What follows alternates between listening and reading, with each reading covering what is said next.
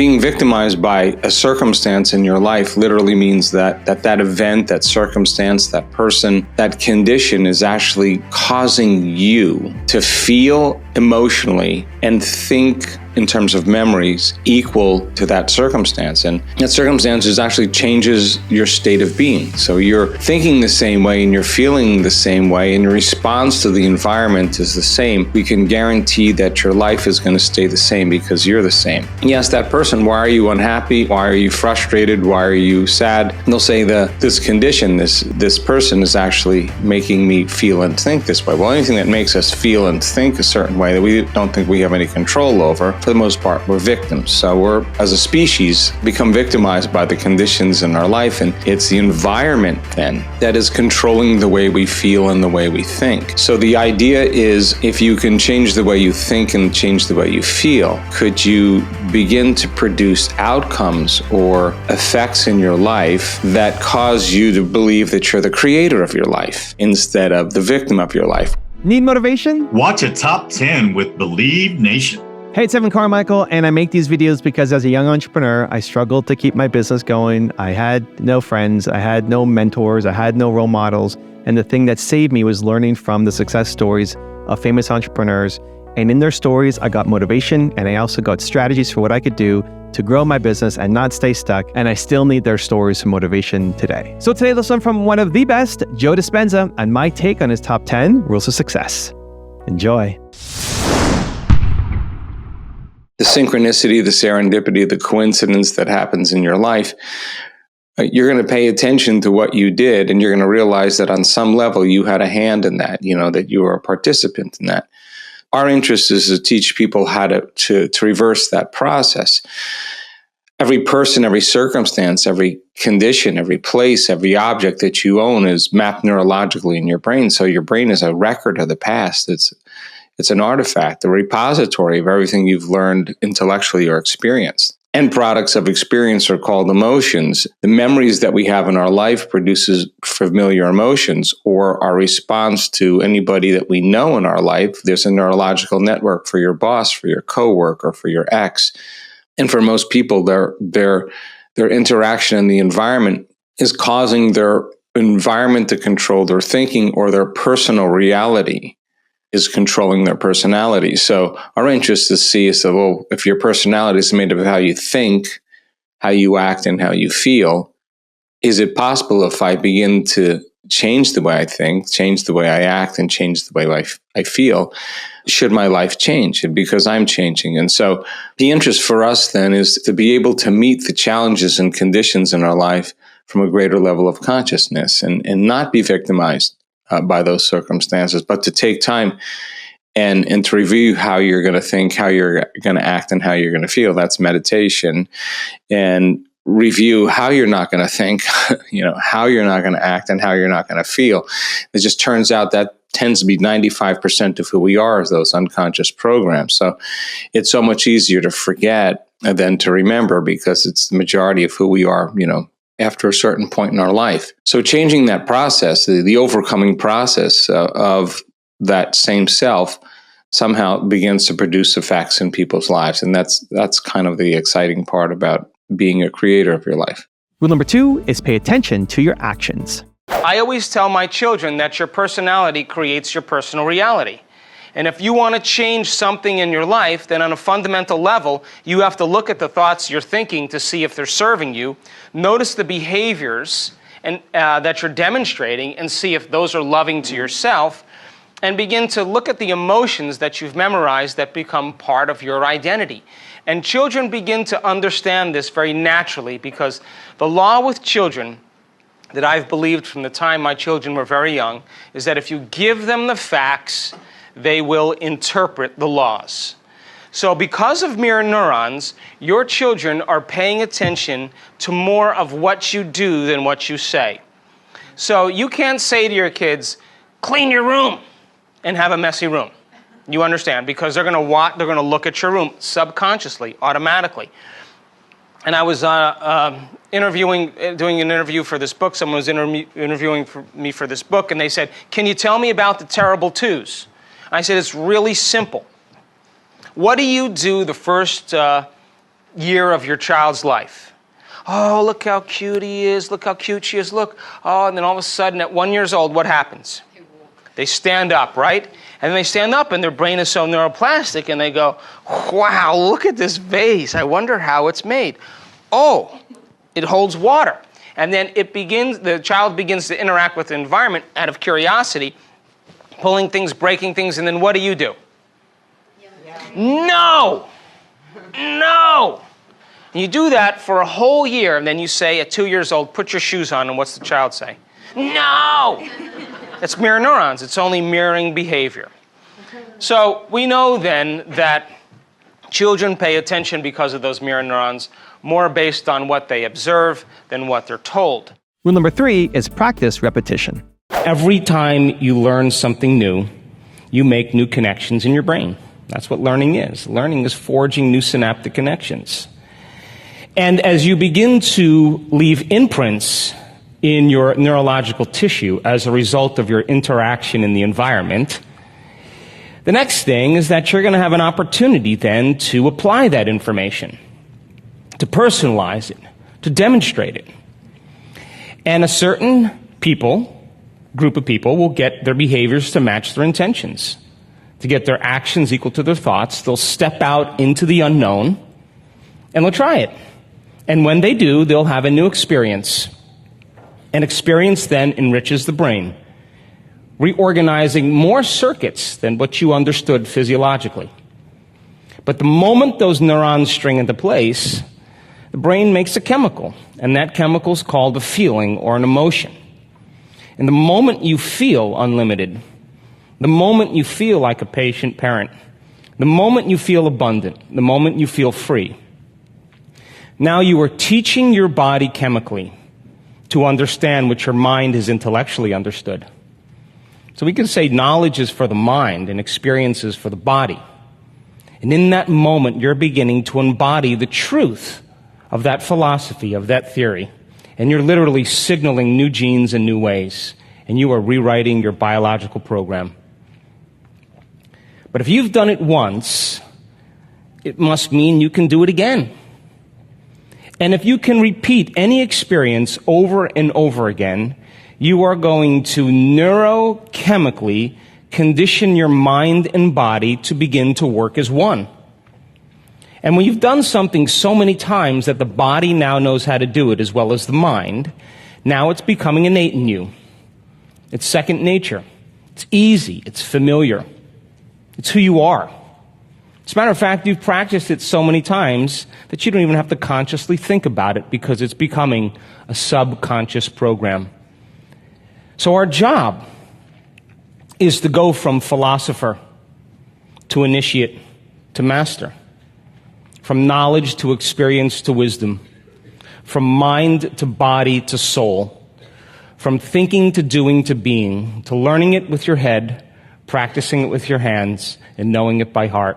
Rule number 4 is change your brain waves. The whole purpose of meditation is to get beyond the analytical mind. And what separates the conscious mind from the subconscious mind is the analytical mind. And so we'll talk about that in a minute. But we teach people how to create coherent brains. And of course, we also teach them, and they understand that when they're resentful or they're impatient or they're frustrated, their heart also beats incoherently as well. So then is it possible then to train them to regulate their autonomic nervous system by changing their brain waves and by changing their heart coherence, so then they can begin to transform themselves and transform matter. And that's kind of the model that we use. Next slide. Quick little overview on brainwaves here. Look at the top one there. It says beta brainwaves. You can see they're pretty fast. Your brain's job is to create meaning or coherence between what's going on in your outer world and what's going on in your inner world. Most people function in beta brainwave patterns when they're awake. And they wake up in the morning and their brain starts making serotonin. They start to use their senses and they're integrating everything through their senses, and the brain's trying to process all that information into meaning. So they're sitting, they're feeling pain, they're tired, they're hungry, they have the light on, they're doing a few things, and the brain's got to deal with all that information. So brain waves in the thinking brain are pretty quick. When you close your eyes and you eliminate your external environment, as an example, your brain kind of slows down in brain waves because it's processing less information. So now you're in alpha. In alpha, instead of the outer world being more real, the inner world starts becoming more real. When your body falls asleep and your mind is awake, you move into what's called theta brainwave patterns. That's a good place to be, because if you've conditioned your body to be the mind and your body's asleep and your mind is awake, that means it's no longer the mind, and you can fall right into some pretty quick changes and reprogram those automatic programs. Delta, of course, is restorative sleep, and we won't have time to get into gamma, but I call gamma superconsciousness or super awareness. That's when the brain is aroused, but instead of because of some predator or some threat in the environment, the brain is aroused because the sympathetic nervous system is switched on and it's releasing energy instead of out of the body up into the brain, and the person's really has all their attention on the inner experience. Also, to make sure you're actually taking action after watching this video, I've designed a special free worksheet just for this video. The worksheet will highlight all of the lessons learned in this video, as well as pull out our 3 favorite learnings and quotes that will inspire you to actually do something. The worksheet will also give you space to write down what your key takeaways are and your specific plan of action to make sure you're getting results. If you want the worksheet designed specifically for this video, absolutely for free, there's a link in the description below. Go click on it and start building the momentum in your life and your business. I'll see you there. Rule number 5 is master your emotions. I'm curious, why is it that as humans we default to this fear-based thinking? It's so hardwired in us as a species that's lived in survival for so many thousands of years. And in survival, fear is really adaptive. If you want to survive, that chemical rush is telling you that there's danger or there's a threat, and to run from that danger or stay off and face the conflict. That was kind of the model of survival of the fittest. So when we perceive the problems and challenges in our life and it evokes fear, right? And because we don't think we can control it or we can't predict it, or it looks like things could get worse, that's what turns on that primitive nervous system that puts you in a state of alarm, in a state of arousal. And we're just been bred for thousands of years to live in survival. And it turns out that when we live in those states for extended periods of time, it has biological effects on the health of the body. But to the person, the arousal then becomes something stimulating. So without knowing it, they start relying on the response to stimulate their body, to keep it awake, to keep it alive. And then they can think about their problems in the same exact way and produce that arousal and keep the body in a state of emergency. It turns out it gets a little addictive after a while. And then we start using the people and problems in our life to reaffirm that addiction to that emotion. And we're addicted to a miserable life we don't even like, and that's why change becomes so hard, because that becomes the known, that becomes the familiar, and you're always, anticipating the next moment. But that's a default. It's hardwired in the human being because survival was adaptive at one point. But fast forward to now, and the conditions are no longer T-Rex chasing you. They're just a little bit more complex.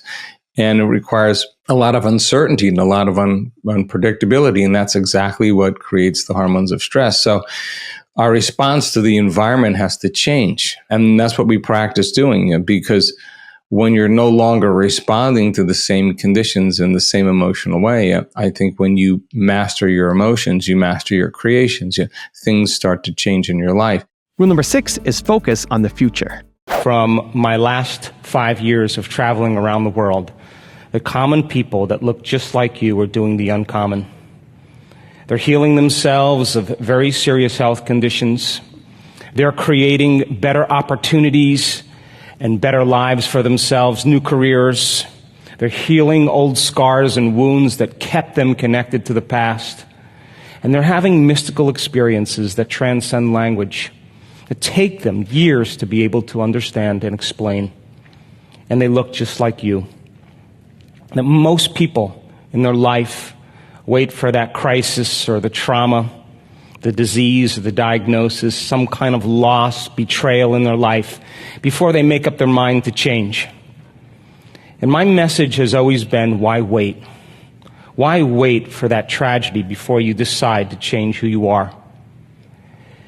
That when you begin to apply these principles because you understand that they work, then it means then you'll believe in a future more than you believe in your past. And people who do the work are more in love with their future than they are with their past. And they're more interested in telling the story of possibility in their future than reliving the emotions and experiences of the past. Rule number 7 is break bad habits. To change is to be greater than your environment. That means to be greater than the conditions in your life, to be greater than the circumstances in your world. And every great person in history knew this. That means you have to be defined by a vision of the future instead of the memories of the past. To change means to be greater than your body. Those unconscious habits and behaviors and choices that you've made over and over again so many times that the body becomes the mind.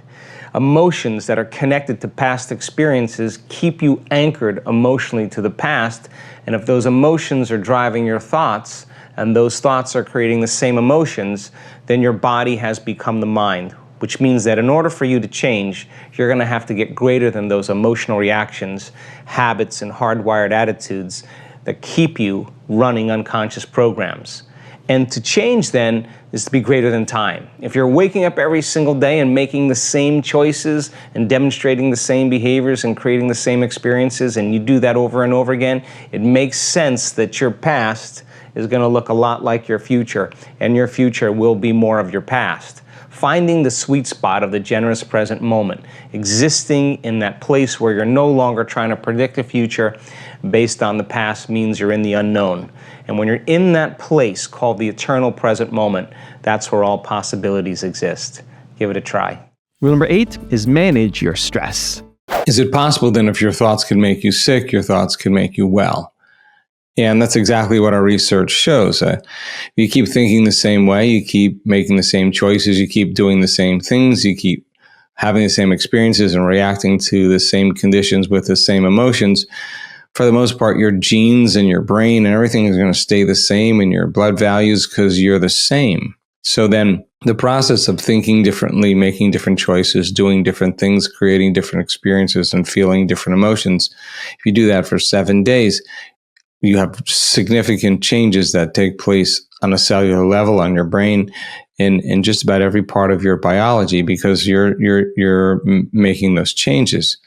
Our discoveries really have to do with showing people that their nervous system is the greatest pharmacy in the world, that it makes chemicals that work better than any drug. We can say that with such certainty when a person moves into these states.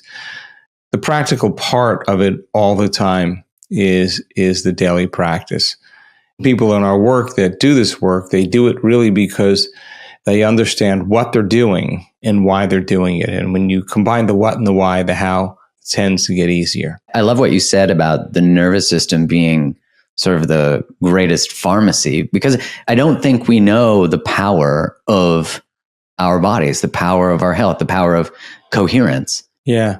Well, that's a great question, because the people who live in stress or living in survival, as they try to control and predict everything that takes place in their life, every person, every object, every circumstance has a neurological network in the brain, and the arousal of the stress hormones shifts our attention very quickly to all these elements in our lives, and our brains literally start firing out of order. They start firing like a lightning storm in the clouds very incoherently, and networks of neurons start working separately from one another. They compartmentalize. And when the brain is incoherent, we're incoherent. When the brain isn't working right, we're not working right. The heart, which is now pumping an enormous amount of blood against a closed system, the arteries aren't, you're not running and you're not fighting. So the pressure against the heart causes the heart to beat very incoherently. Mm. And in that state, energy goes down in the heart. Incoherence creates a loss of energy, both in the heart and the brain. So that kind of dysregulation that takes place in the nervous system begins to send very incoherent messages through the autonomic nervous system to all the cells and tissues and organs in the body. And the brain is now really over-focused. You know, when you're in stress, you're really thinking a lot. You're thinking about the same thing over and over again. It's looping. And that looping actually within that emotional state is actually driving your brain to become more and more analytical and moving into very high brainwave states. You're narrowing your focus on something. And that's what we do when the arousal of stress causes us to pinpoint our focus on a person, on a circumstance, on a problem, a thought, whatever it is. That cycle then is continuously causing the body to move out of balance just because the brain and the heart are sending signals to the body that the cells don't understand. It's not coherent. That's autonomic dysregulation. Rule number 9 is meditate. How you think and how you feel creates your state of being. And you're thinking the same thoughts that are creating the same feelings and same emotions, and those emotions are influencing your thoughts. Would you agree then? You're signaling that same gene over and over again, and if genes are responsible for the structure and the function of the body, and you keep selecting and instructing the same gene, you're going to wear that gene out. Yes or no? Yes. Just like gears in your car. Taking a fax of a fax of a fax of a fax or a copy of a copy of a copy, sooner or later, it's going to lose its detail. Yes or no? Yes. And that's exactly what happens to the body. The body begins to break down because those proteins are responsible for your physiology, for your structure. So then if immune cells make immune proteins, and you're living in fear every single day, you're living in anger and resentment and impatience every single day, then you're signaling the same gene in the same way. Yes or no? Yes. And if you keep doing that for a period of time, sooner or later you're going to program that gene, and all of a sudden the body's going to get unhealthy. Yes or no? Yes. And look, people say, well, I did my meditation 3 days and nothing happened.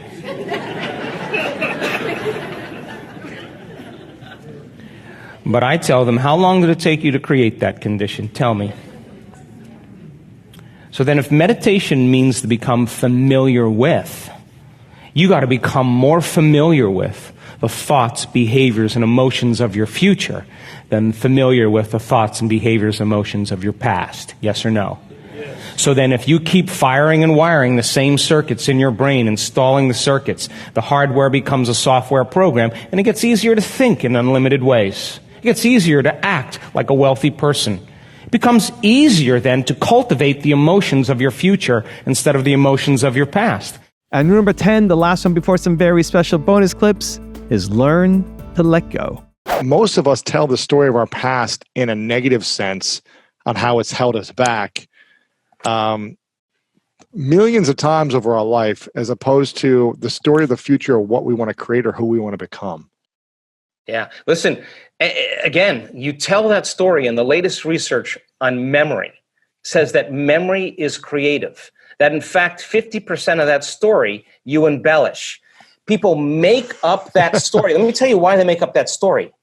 Because they excuse themselves for the fact that they haven't been able to change since that event. They'll have to make it sound worse than it really was. To make it harder to grow and change.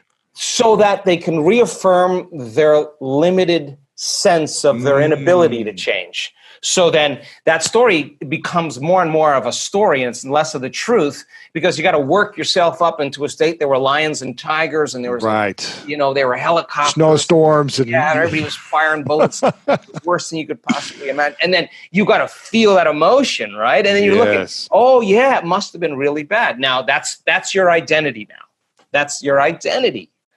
And so the more you hold on to that identity of the past, the harder it is to become who you want to be in the future. Well, here's to answer the other part of your question when we started talking. How do you get that person out of their past? Yeah. Well, we need a week. It's not going to happen. You mean it doesn't happen overnight? No, I want them to come right up against their fear. I want them to come right up against their doubt. I want them to come up against the point where they're going to give up and quit. And they're going to sit there and nobody else is giving up and quitting. And they're going to go all in more, and they're going to start believing there's something on the other side of that emotion. They're going to believe that there's something past the story of their past because they're stretching themselves out of the known. And it takes a tremendous amount of awareness, repetition, information, model building, sharing, understanding, experiencing to finally have a person get to the point where they just let go. And when they do, the body's liberated from the past and there's a release of energy. And we now know that there's a formula to teach people how to do that. In fact, we're getting so good at it that the first 2 days, day and a half, sometimes 1 day in certain groups of a week-long event is about retiring that past, finishing it. You know, this is when the story ends. This is when they get over it. Now, the next 5 days, the person's ready to create a new future. And they're not going to have a problem teaching their body what it feels like to be in love with life, to feel like all their needs are met, that they're free. They are going to fall in love with it, and they are going to begin to signal new genes. They're going to begin to change their brain circuitry, their brain chemistry, their immune system, their gene expression, the telomeres. It's all going to happen. They're more of that future self, and they're headed to a future. Now, here's the deal, though. You got to be able to sustain that state when you return back to your life. That's the name of the game. You got to be able to, you got to bring the game into your life now, and no person, no circumstance, no condition in your life would cause you to feel the old way again. Because the moment you started feeling victimized, the moment you started feeling angry, you just returned to the old self. You disconnected from the energy of your future, and you're back to the energy of your past. The concept of transformation is a really important message, and we use meditation as the mechanism because I want people to become so familiar with their old personality self that they don't default anymore and keep reaffirming that new personality. It's so much easier to forget that vision than to remember it. So you got to constantly remind yourself, reproduce the same level of mind. You got to constantly emotionally embrace it. Keep conditioning the body, the thought and the feeling, the image and the emotion, the stimulus and response. You're conditioning your body into the future instead of waking up every morning and remembering your problems, and those problems are associated with people and objects and things at certain times and places, and every one of those problems has an emotion associated with it. So people are remembering their past and they're feeling the emotions. They're firing and wiring the same circuits and feeling the same emotion. They're conditioning their body into the past, and that's why change is so hard. Because the moment you step out from doing the same thing and making a different choice, there's going to be some discomfort because the body subconsciously has been programmed emotionally into the past. So the moment you make a different choice, you're stepping out of the known into the unknown, and the body starts influencing the mind to return back to the familiar place. That's why people have difficulty changing. And yet, if meditation is the model to become so familiar with your old self and so familiar with your new self, how many times do we have to forget until we stop forgetting and start remembering? That's the moment called change, okay? Give people the tools and let them practice, and they'll actually start enjoying it. Okay. But if you're not being defined by a vision of the future, I assert you're left with the memories of the past, and you'll be predictable in your life. So you wake up in the morning, you see your coworker, you see your husband, you see you're on a Zoom call, you're picking up your cell phone. For most people, it's the environment that's actually causing them to think and feel equal to everything that they know. So it's not their personality that's creating their personal reality. It's their personal reality that's reaffirming their personality. It's their environment that's controlling the way they feel and the way they think. Why? Because every person, your husband, your coworkers, your employees, your dog, your cell phone, every one of those things, you have a neurological network that you've actually created because you've experienced them. And because you've experienced them, you have an emotion associated with them. So if we're not being defined by a vision of the future, when we see the same people and we go to the same places and we do the exact same thing at the exact same time, the environment is controlling the way we feel and the way we think. But if how we think and how we feel actually creates our life, as long as we're thinking equal to everything that we know, everything stays the same because nothing changes in our life until we change. Okay, so the conditioning process, the thought and the feeling, the memory and the emotion, you're thinking in the past when you remember your problems, you feel the emotion associated with it.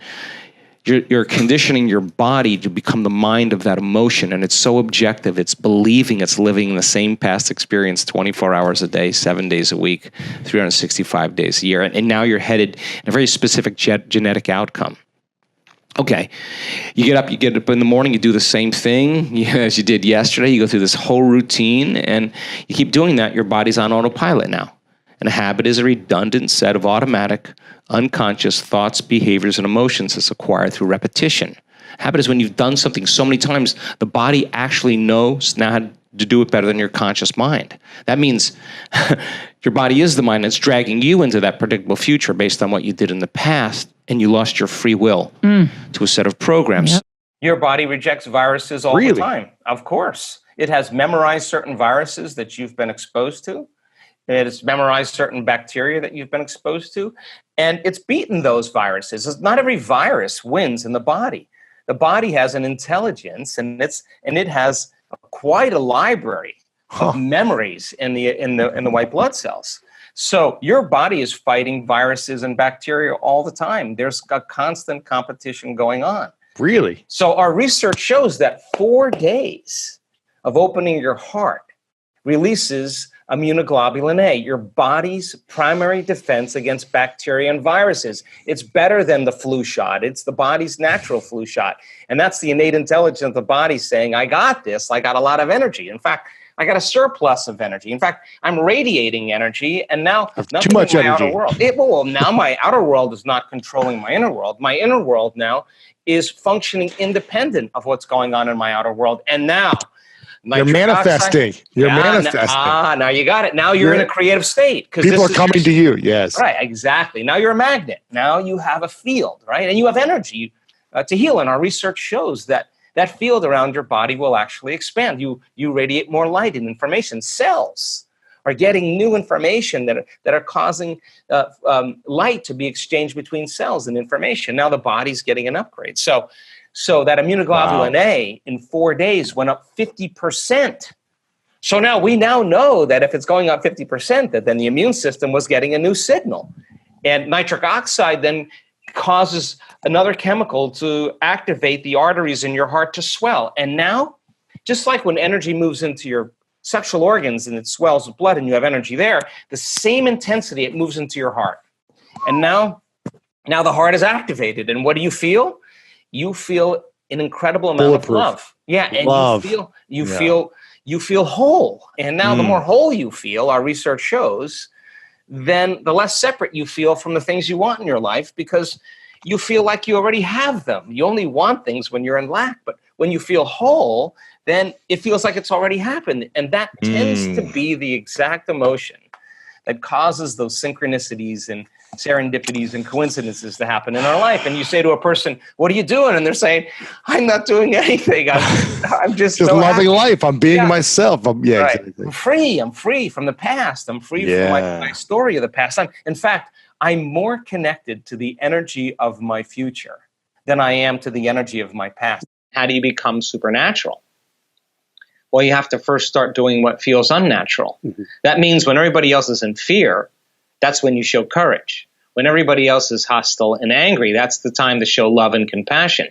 When everybody else is in lack and poverty, that's the time to give. And I think that gives people permission to do the same, because of mirror neurons. We want to emulate that behavior, and it counts the most in those moments. It doesn't count when everything is comfortable and okay. It counts the most when you should be doing something else. And if you're able to go against those years, thousands of years of genetic programming hardwired into our survival centers, all of a sudden other people will begin to do the same, and you will see an emergence of a new consciousness. You got to stay conscious and not go unconscious. And it turns out that 95% of the time we're unconscious. So if you're going to stay conscious, then there's an element that also requires a certain amount of awareness or energy. And you got to step outside of that unconscious state. So the thoughts that they're thinking are slipping by their awareness unnoticed, because they're hardwired in their brain, because they've been saying, I can't, it's too hard, my life will never change, it's someone else's fault. Those thoughts have consequences in the body. So then if a person then becomes conscious of those unconscious thoughts, becomes aware of how they speak and how they act, and they notice how they're feeling, they're no longer the program. They're the consciousness outside the program, and that's the first step to change. So when you're distracted by your environment, and you got your cell phone and you're tweeting and you're Instagramming and Facebooking, whatever people do, you're distracted by that feeling. But I now know that if you take a person and you say, okay, close your eyes, sit in the silence of any external stimulation. Remove the environment. Sit your body down like an animal. Body is the animal. Tell it to stay. I'm going to feed you. You can check your cell phone. You can shower. You can have your coffee. But when I say, and so then here comes the challenge, right? So, and then if you say then you're not going to live in the familiar past or predictable future, you're not going to think about how long you've been meditating, what you got to do. You labor for that present moment. People think when they do this that they're doing something wrong because there's such discomfort that comes with it. But they're in the unknown. They're actually doing it right. People say, I think I'm meditating wrong. I always say, oh, no, you're doing it right. Because when you notice that your body wants to get up and check your cell phone or have a cup of coffee, and you become aware that it's on autopilot and wants to do that, and you say, come on over here, and you return it back to the present moment, you're executing a will now that's greater than the program. And if the person wants to just get angry while they're sitting there, there's an arousal, and they notice the body is amping up and revving up, and they settle it back down. Now they're telling the body it's no longer the mind, that they're the mind. Now, we've researched this, and it's tedious in the beginning at first because David is fighting Goliath. But if you keep practicing it, just like training an animal, sooner or later the body acquiesces. Sooner or later the body is trained to a new mind. And when that happens, there's a liberation of energy. The body goes from particle to wave, from matter to energy. And there goes that emotion, literally liberated from the body as energy. So the person who has the strong emotion to some circumstance in their life, and they're working on lowering the volume of that emotion, the more they lower the volume of that emotion, the more they're going to take their attention off that person and problem, and they're going to take their power back. There's going to be a break in their attention from that circumstance. And now they build their own field. And now there's energy to heal. Now there's energy to create a new life. Now there's energy for the mystical moment because they've overcome their old personality self. So I think, it's not like thinking positively. That's not the message. No. It's overcoming until we become somebody else. And when that occurs and the person starts thinking differently and they start acting differently and they start feeling differently, they're a new personality. And they start seeing those synchronicities and serendipities. What does gratitude do for us in replacing that kind of anxiety and fear? Well, we've done research on gratitude, and it's very interesting because when you receive something, you've just received something. When something's happening to you or something just happened to you that's favorable, you feel this feeling of gratitude. So the emotional signature, its signature emotionally means something just happened to you or something is happening to you. So your body is so objective that it doesn't know the difference between an experience in your life that creates an emotion and an emotion that you can fabricate by thought alone. To the body, it's so objective, it's exactly the same. So when people start to feel gratitude, their body is believing that something favorable is going to happen to them, that is happening to them, or has already happened to them. Really? The emotional signature of gratitude is the perfect signature or the state of energy to receive. So when we begin to embrace our future and we feel gratitude for it, we will believe that future is more of a reality because it's equal to the emotion that we're experiencing. But we're feeling the emotion before the actual event occurs. So gratitude, in a sense, you could use it to elevate your energy. And when you do, just 10, 15 minutes a day, you'll strengthen your immune system by 50%. Wow. Just by having gratitude for 10, 15 minutes. Yes, because your body starts to put energy right in your heart center. And there's a gland in there that we talked about in your show called that gland that has an endocrinological aspect and an immunological aspect. And it begins to signal chemicals that tells your T cells, strengthen. You got energy to modify and create more receptors for anything coming out. And now your inner environment is doing that, and your T cells make these antibodies, these immunoglobulins that are the body's natural flu shot. It's proteins that protect cells, especially immune cells. And now you have an internal army, an internal order that will be greater than the environment. And now you have strength. What is healing for you? I think people come to our work, Florence, for all kinds of reasons. They come to heal. They come to find love. They come to get beyond their traumas of the past.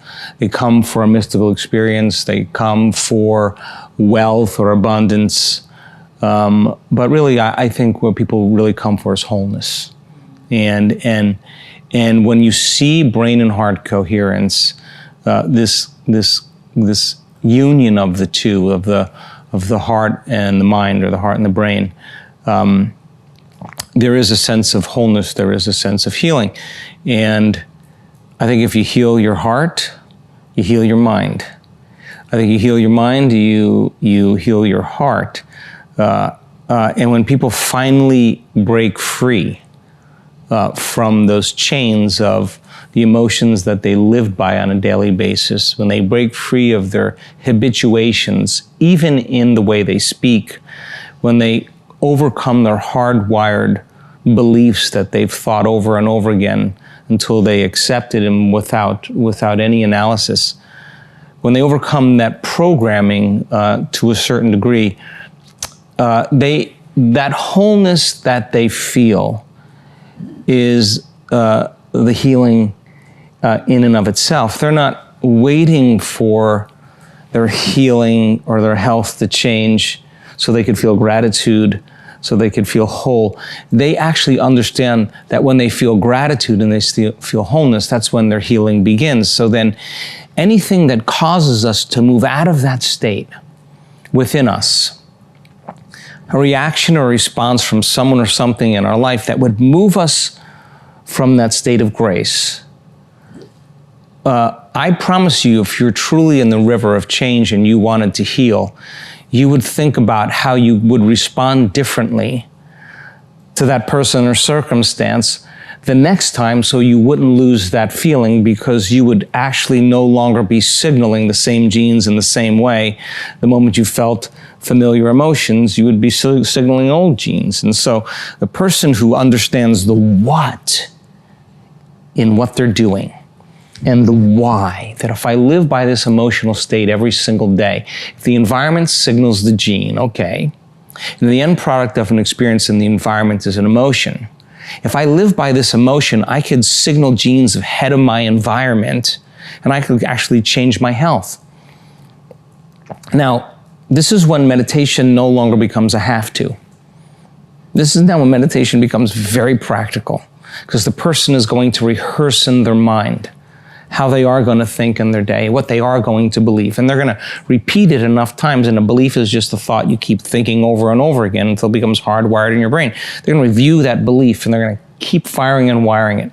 They're going to change the way they respond to their coworker, to their spouse, to their boss, to the news. They're going to change their response, and they're going to rehearse it in their mind. The mental rehearsal, as you know, changes the brain to look like it's already happened. They're going to say, I got to feel this feeling.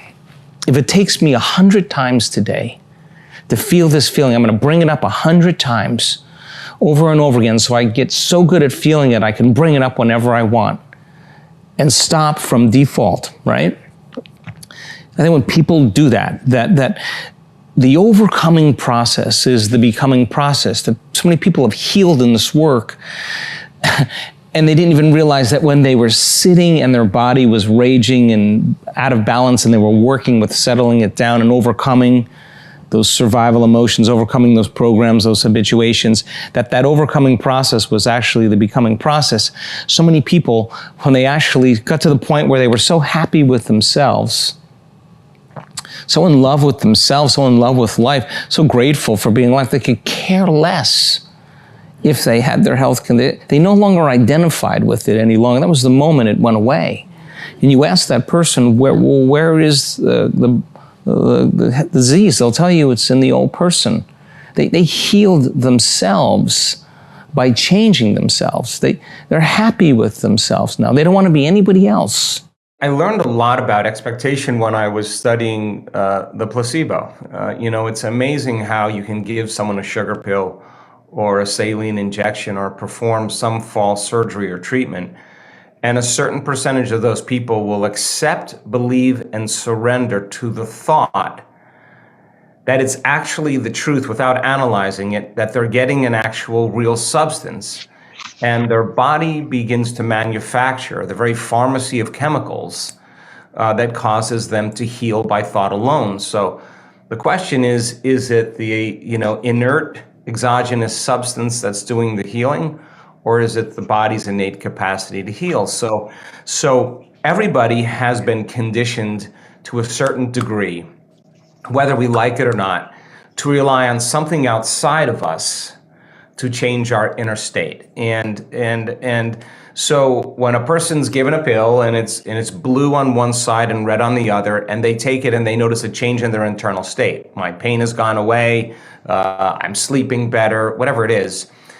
And when they notice that change in their internal state, they pay attention to what caused it and they start to associate and condition. So if you keep doing that over and over again, that pill becomes a symbol of them to change their physiology. So if you take that pill and you replace it with something that's inert, and they see that pill, based on conditioning, when they take that pill, conditioning based on the past, they begin to expect that outcome to happen again. And the expectation of the outcome is simply marrying a possibility, an intention, a vision of a future outcome, a new possibility in the quantum field. And if the doctor's enthusiastic and you name the substance something that you can't pronounce and you charge a lot of money for it, and you use a name that rhymes with something that you could associate as a known, Niagara and Viagra, there's a strong correlation. It's a lot of flow. And so people are conditioned to expect an outcome. So when they start to expect the outcome, the marrying of that clear intention, if the person is optimistic, if the person is enthusiastic, if the person is grateful for the outcome, a combination of that clear intention combined with the elevated emotion begins to change the body's physiology for them to manufacture their own pharmacy of antidepressants, their own pharmacy of morphines or pain relievers, their own pharmacy of dopamine by thought alone. So the question is, do you need the exogenous substance to change your state of being, or can you change your state of being by thought alone? And by the same means, if you give a person a prognosis and you tell them that in the chemotherapy treatments, you are going to get really nauseous and sick. They've done research on this. 50% of the people on their drive to the chemotherapy treatment start to get nauseous in anticipation of the event taking place. So the question is, can 50% of the people get well on their drive to work, or they're on their drive to their doctor in anticipation of getting the right treatment? In your studies with the power of 8, if the person can assign meaning to the value of what they're doing, and they can see, oh my God, energy can actually inform matter. Okay, that sounds like something that makes sense. Give me the quantum understanding. And you get a collective group of people, and we're discovering that collective networks of observers determine reality. And you can get them in a very specific state, and the person who's receiving the healing understands the value of what's taking place, the expectation of what's about to happen. If they're in a state of gratitude, it's kind of an interesting thing, gratitude. When we receive something, when we've just received something favorable, when something's happening to us that we really enjoy, or something just happened to us that surprises us, we feel gratitude. So the emotional signature of gratitude is something's happening to us, or something favorable just happened to it. It is the ultimate state that we receive in. So if the person's in that state of gratitude, then it makes sense then they're more susceptible to information, because we accept, believe, and surrender to information equal to our emotional state. So that can actually program the autonomic nervous system to begin to physiologically change. And that's exactly what Pavlov did with the salivating dogs. Just ring the bell and feed them a meal, and after a while, the anticipation of the event actually causes them to change their body's physiology. Their autonomic nervous system begins to change as if they're actually in the process of eating the meal. The anticipation is preparing for the event ahead of time, and we can use that to so many degrees in our favor. The moment we switch on that system for alert or for emergency, we alter ourselves in some way. And all of that response that we have to an environment that we perceive as threatening or dangerous pretty much causes us to move out of balance. And when you're out of balance, you're in survival. And when you're in survival, you want to rush to get things done. You can't be present. You believe everything that equal to the feeling of fear or hostility, because information is relevant to you in that emotional state. So teaching people then that they have some type of control over that sympathetic response, that emergency system that switches on, is preparing you for something you can't predict. Yeah. Something that's an unknown, something that you can't control. And that survival system causes us to move more into our animal nature. And we're tapping our body's vital resources for health and regeneration. So short term, it's great, but you keep doing it over and over again, you start becoming more and more conditioned to that rush of energy.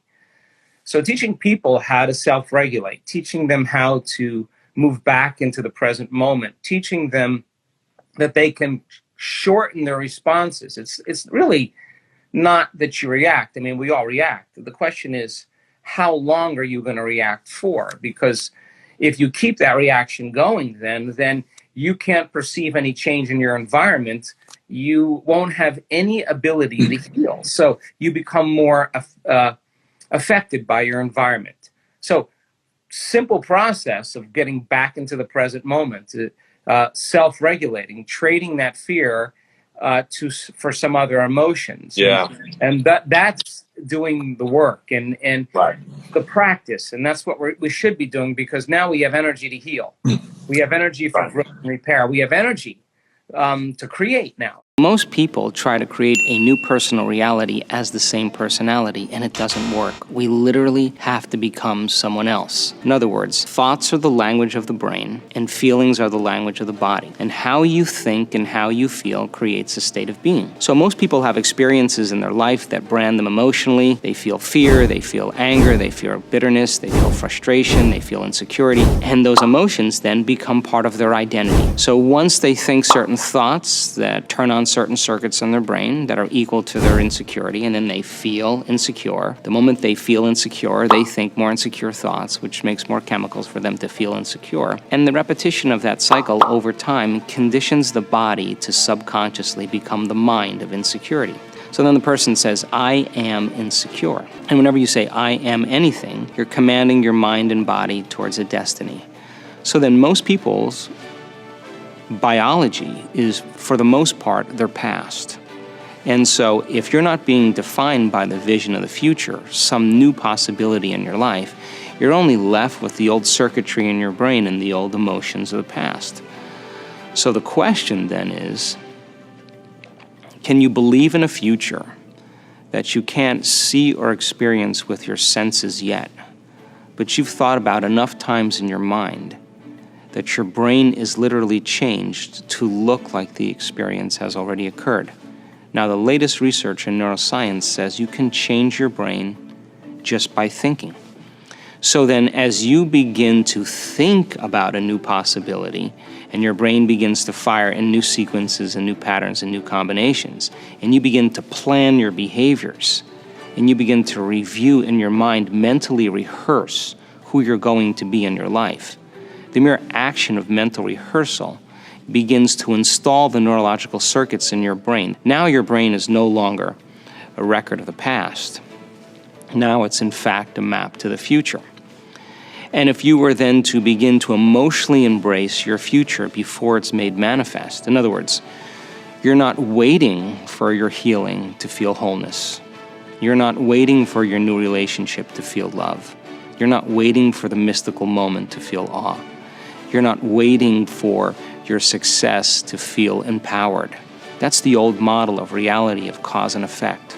In other words, the materialist, the person who's waiting for their wealth to come to feel abundance, they're living by that model of cause and effect. But the quantum model is about causing an effect, which means you begin to experience your own worthiness and your abundance before it occurs. You have to feel wholeness in order for your healing to occur.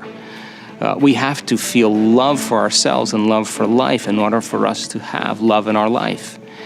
And so then to instruct people how to teach their body emotionally how that future could feel like before it's made manifest.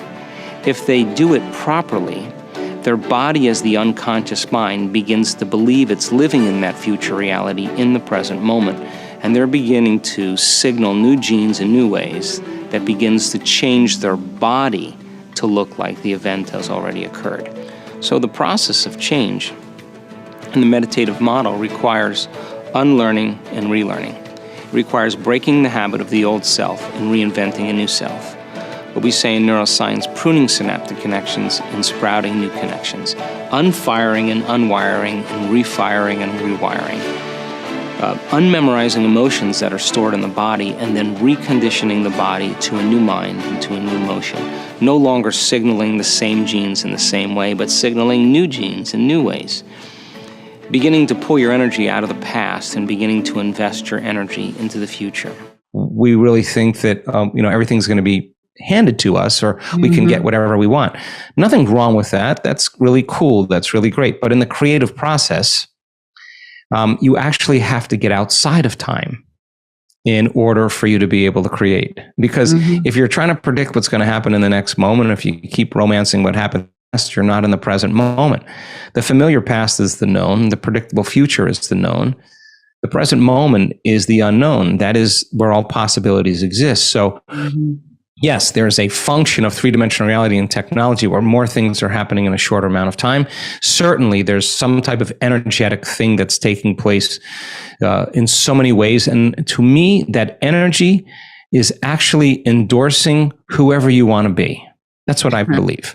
So if you want to be a victim, get ready, because it's going to get really good for you. Because that energy is more available. If you want to heal, wow, there's a lot of people healing now, and they're using that energy instrumentally in a positive way. So yes, there's a quickening that's taking place, and it's creating quite a contrast or extremes that are taking place in reality. And the more extreme it gets, the more unstable the system, right? So governments,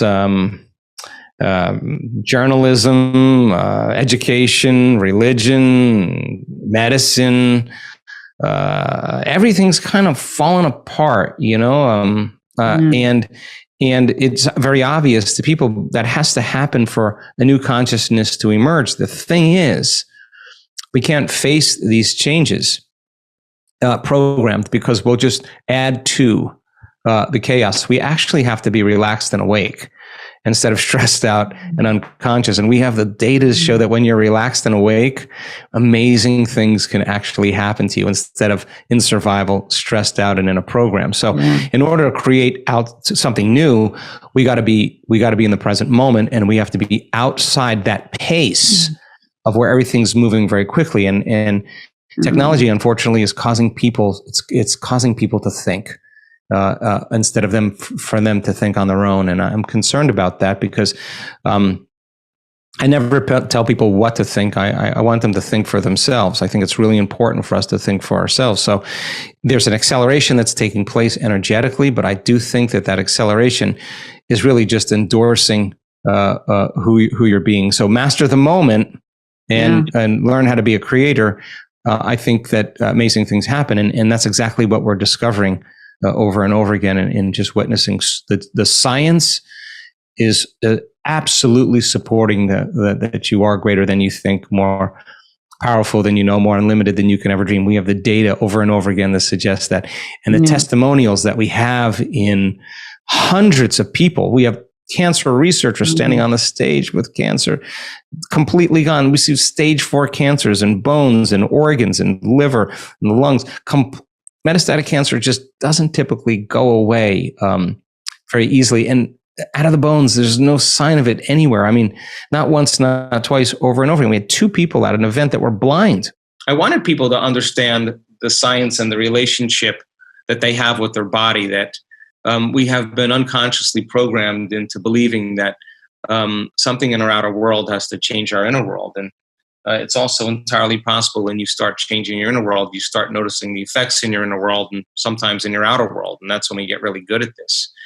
So I wanted people to understand how to strengthen their immune system by giving it the right information, the right emotions, and just like we said, coax the body into beginning to release chemistry that begins to strengthen our T cells and our lymphocytes. So one is called empowering the power within, and the other one is called falling into love with your body.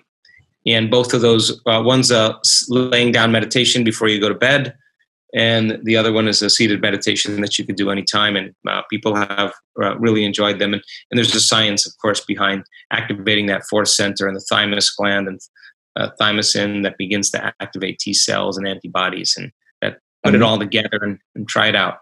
As I read your books, walking down the path of what's actually happening inside your body when you're having these healing moments where you're healing yourself inside, or you're having these transitions and experiencing a negative thought or a negative emotional feeling inside your body. Can you give people something to latch on to that allows them to understand what that's supposed to feel like, and then how obviously to walk down the path to changing it? Look, I mean, you have to think about this. I mean, the fact that you can think about what you're thinking about makes you wonder who's doing the observing of those thoughts, right? The fact that you can be aware of what you're thinking means you're not the thought. You're the executor or the controller of that thought. You're the consciousness that's executing that thought. So most people think, well, just because I have a thought, it's true. That's not true. Just because you have a thought doesn't necessarily mean it's true. Emotions and feelings are a record of the past. So if you're feeling the familiar emotions every single day of unhappiness or unworthiness or insecurity, then you're starting your day from the past. And if those emotions are driving your thoughts and you can't think greater than how you feel, then you're thinking in the past. And for the most part, your day is going to stay the same. So the first step, without a doubt, Ben, is getting people the right information. The more knowledge you have and understanding how you work and how your brain and body works in a simple way, the better you have the operating manual to take care of yourself. Our sexuality, our consumption of food, our ability to use our will to overcome the conditions in our environment. Most people live by these centers here. These are centers of awareness, centers of energy. And each one, every thought that you have produces a frequency. So this is what we call the 0-point field. It is the quantum field, the unified field, the energy that connects everything material. It is the consciousness of the all in all. It is oneness, wholeness, universal mind, infinite intelligence, 0-point field, the unified field, source, observer, the void, the fertile void, all possibilities, the eternal now, the infinite unknown, the very life force that holds everything together. And it's a unifying field. And scientists have been trying to unify the principles and the energy of the universe to explain how matter exists. Are you with me still? So energy then, the 0-point field, slows down in frequency and it reaches a certain point, and at this level there's an explosion called the Big Bang. And all of a sudden energy can't slow anymore before it divides and becomes polarized. And the patterns of everything material exist at the speed of light. And it's the patterns then that slow energy down to take form and structure that ultimately appear as matter. Now, all of us, the divine aspect of ourselves, came from this universal intelligence, and we came all the way down into density. And this is the realm of our senses. And we can experience the three-dimensional reality with our senses, and we spend our whole life being a somebody, or having some type of body, or knowing someone, or being someone, owning certain things, living somewhere in some time, and this becomes the identity. Are you with me still? So then, People then spend the majority of their life living in this way, and they experience from matter the greatest separation from the unified field. Here is source, and if you're living as a body local in space and time, you're experiencing a separation between you as a consciousness and the consciousness of the unified field. So when you're living in a body in space and time, it takes a long time for your dreams to happen. Are you with me still? So if you're thinking certain thoughts and certain thoughts produce certain feelings, you're taking a thought and you're beginning to store it as energy or emotion in one of these centers. And most people are thinking in these first three centers. And when they do, they're storing energy in their first three centers, and their body's being conditioned to be the mind. It takes opening this center to begin the creative process. This is the center of oneness. This is the center of wholeness. This is the union of polarity and duality. And if you can't get energy into your heart, then, for the most part, then, it requires a coherent brain and a coherent heart to begin to affect the nature of reality, to begin to affect matter. Are you with me still? So then every thought that you think produces a frequency. And most people's frequencies, most people's thoughts are in this realm right here. And it would make sense then, if they're thinking lower thought frequencies, then it's going to take a long time for their dreams to come true. What are the things that disturb or disconnect our awakening and connection to the divine? A lot of times when people, they hit that point, they try to reproduce it the same way as we talked about, and you can't. Yeah, you can't do it the same way because that's redundancy. But also, many times, we have the experience and we start to try. And because trying is matter trying to change matter, and so we're forcing, we're controlling, we're predicting, and then and when we do that, then of course we're in separation, and we're waiting for the event to happen to feel the emotion, right? And I've done that long enough, and it's actually we have to lay down the very thing we used our whole life to get what we want for something greater to occur, and it takes practice of surrender, right? So that's one element. I also think that our responses emotionally, like let's just say that a person gets connected to the future. They get connected to the energy of their future. They feel it. It's really great. And then they start their day, and then 2 hours later, they're feeling something else because some person or some circumstance altered their state. Well, they just disconnected from the energy of the future, and now they're back to the energy of the past. Don't expect anything to change in your life because it doesn't work that way.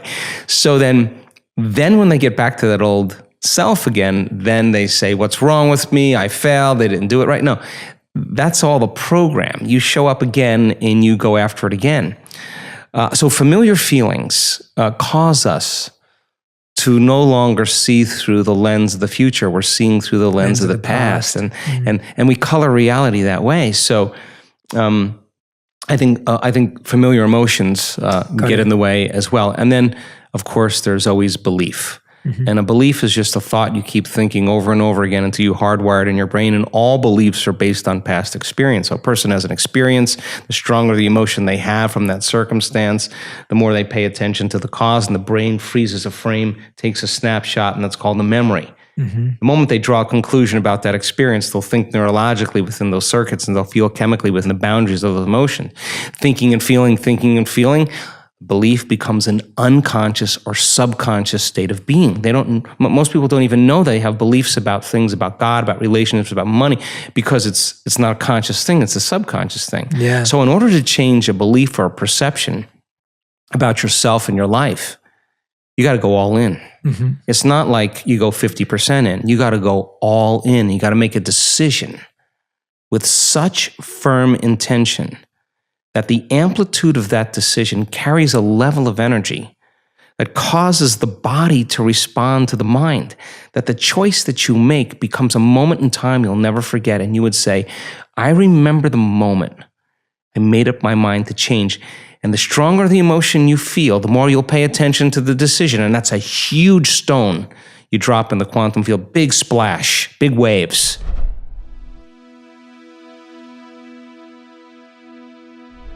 Because you made it this far in a video, I want to celebrate you. Most people start and don't finish. Most people never actually follow through. Most people say they want something, but they don't ever do the work to actually get it. But you are different. you are special. Believe Nation, you made it here all the way to the end, and I love you. So as a special celebration, if you put a hashtag believe down in the comments below on this video, I will showcase you and celebrate you somewhere on the screen in a future video because you are awesome. For 10 more amazing rules from Michael A. Singer, check the video right there next to me. I think you'll love it. Continue to believe, and I'll see you then. I have a mind. I can do better with it than letting it be a horror show, than letting it scare me all the time, than letting it remind me of everything that ever bothered me, than letting it worry about what will happen 10 years from now or 20 years from now.